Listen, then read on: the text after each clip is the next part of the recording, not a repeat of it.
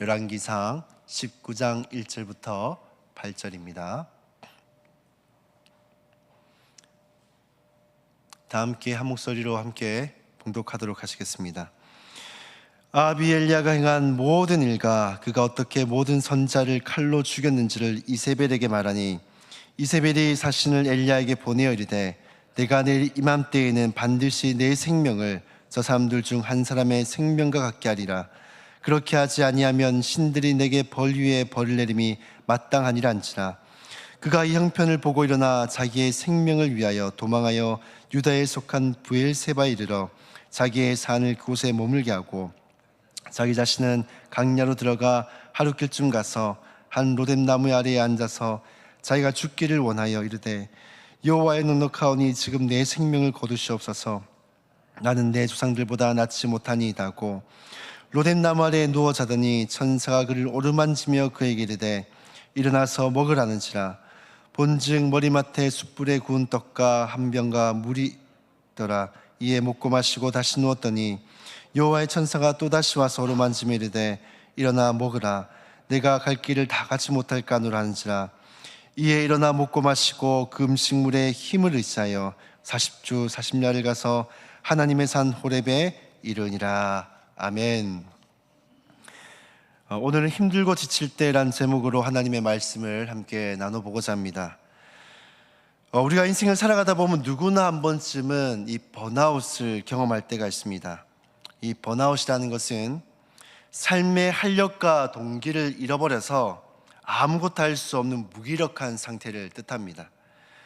이 번아웃은 과도한 업무 혹은 이 통제 불가능한 상황, 불공정한 대우, 이 사회적 지지나 이해 부족 등으로 이런 번아웃이 우리의 삶 가운데 나타난다고 합니다.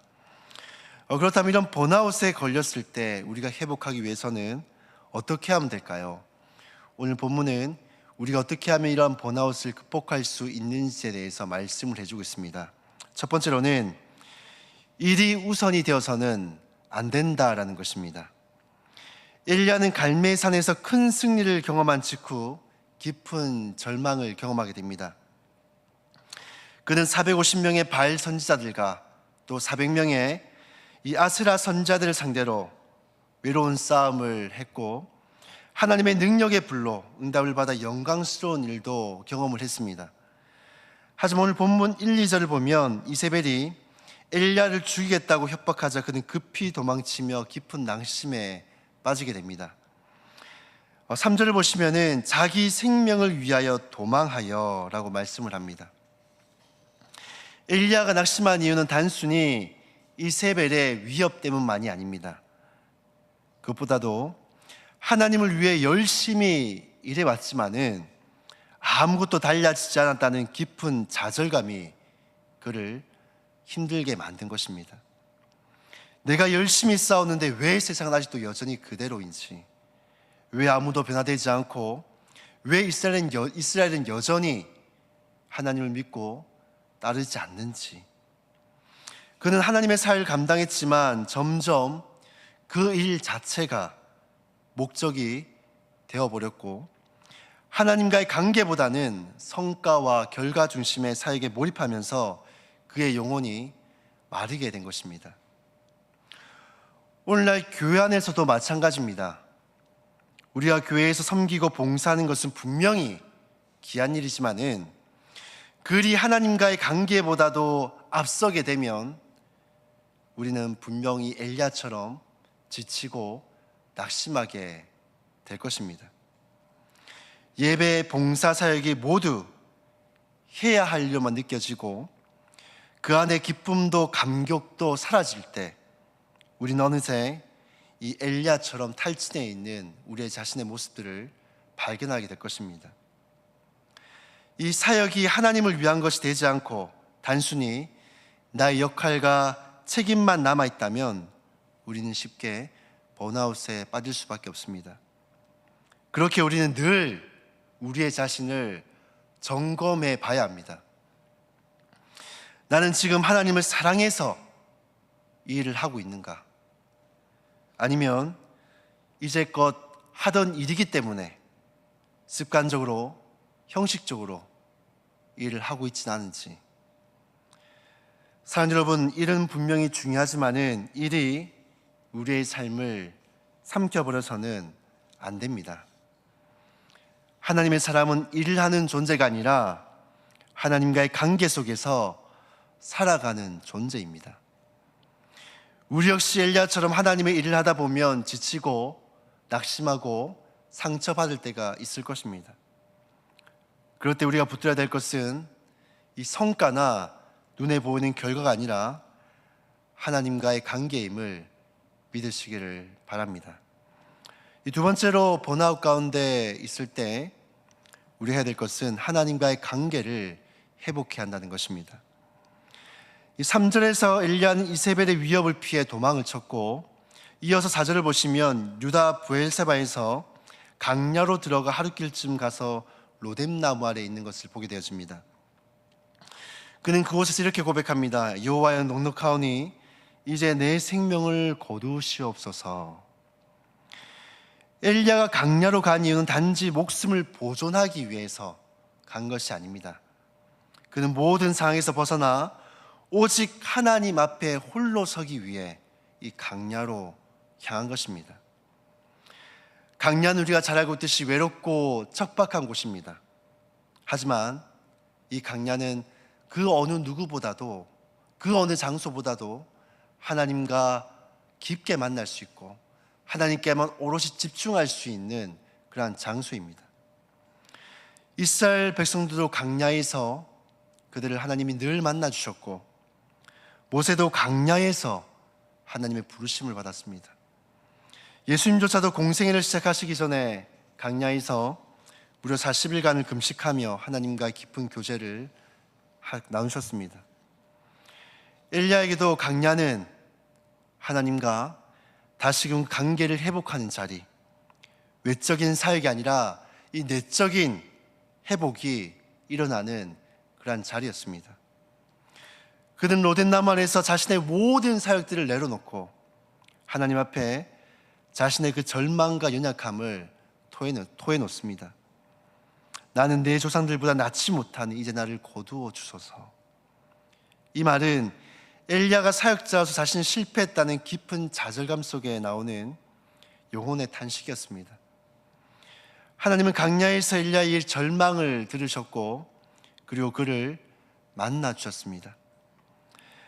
사랑하는 성도 여러분, 우리의 삶에도 이 강야와 같은 그런 시간이 반드시 필요합니다.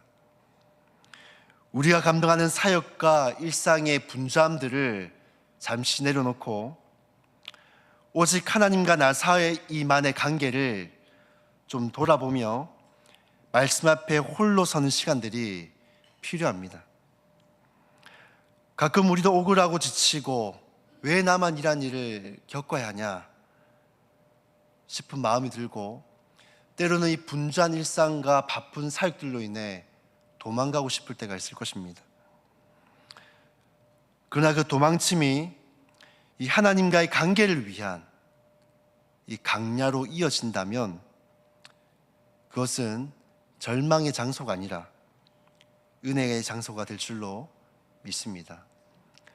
사랑하는 여러분, 혹시 지치고 절망하셨습니까? 일로 인해서 많이 피곤하십니까? 많은 분주한 일상과 가정의 일과 혹은 교회 사역들로 인해 도망가고 싶으십니까? 그렇다면 그 도망을 강야로 가시길 바랍니다. 하나님과 온전히 집중할 수 있는, 하나님과 온전히 깊이 만날 수 있는 그곳으로 피하시고 그곳에서 하나님을 구하시길 바랍니다. 그럴 때 하나님은 우리를 만나 주시고 그곳 가운데서 우리를 회복시켜 주실 줄로 믿습니다. 하나님은 오늘도 강야에서 우리를 기다리고 계십니다. 그 강야로 나아가는 저와 여러분들 다 될 수 있기를 주님의 이름으로 축복합니다. 이 세 번째로는 하나님의 어루만지심을 경험하라입니다. 엘리야는 로뎀나무 아래에서 모든 것을 내려놓고 이제는 죽여주시옵소서라고 고백합니다. 하지만 하나님은 그런 그를 향해서 조금도 나무라시고 꾸짖지 않으십니다. 오히려 천사를 보내셔서 그를 어루만지시고 또 먹이시고 또 쉬게 하십니다. 5절에 보시면 천사가 그를 어루만지며 이르되라고 되어 있습니다. 여기서 어루만지다는 표현은 단순한 신체 접촉을 뜻하는 것이 아닙니다. 상처받은 영혼을 부드럽게 감싸 안으시는 하나님의 위로의 손길입니다. 엘리야는 지금까지 하나님의 능력으로 하늘에 불을 내렸고 또 비를 멈추게 하는 놀라운 사역들을 감당해 나갔습니다. 그러나 지금 그에게 필요한 것은 그렇게 능력을 일으키셨던 전능하신 하나님, 능력의 하나님이 아니라 따뜻한 위로의 하나님이었습니다. 엘리야는 하나님을 향해 불평하고 원망하고 그렇게 하지만은 하나님은 그런 엘리야를 향해서 지친 몸을 쉬게 하시고 손수 떡과 물을 준비하시면서 그를 어루만지시며 위로하십니다. 그리고 이렇게 말씀하십니다. 일어나 먹으라. 내가 갈 길을 다 가지 못할까 하노라. 이 장면은 마치 사랑하는 부모가 지친 자녀를 따뜻하게 품으며 다독이는 그런 모습을 연상케 합니다. 우리는 늘 하나님 앞에서 강해야 된다라는 그런 생각들을 합니다.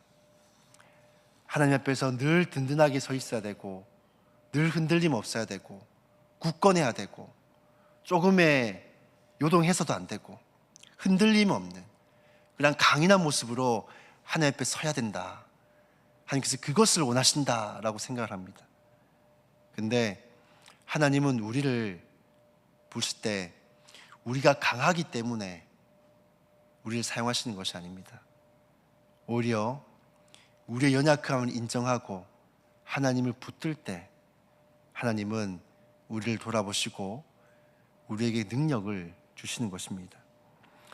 엘리야는 하나님의 어루만지심을 통해 다시금 일어나고 회복되는 그러한 역사가 일어납니다.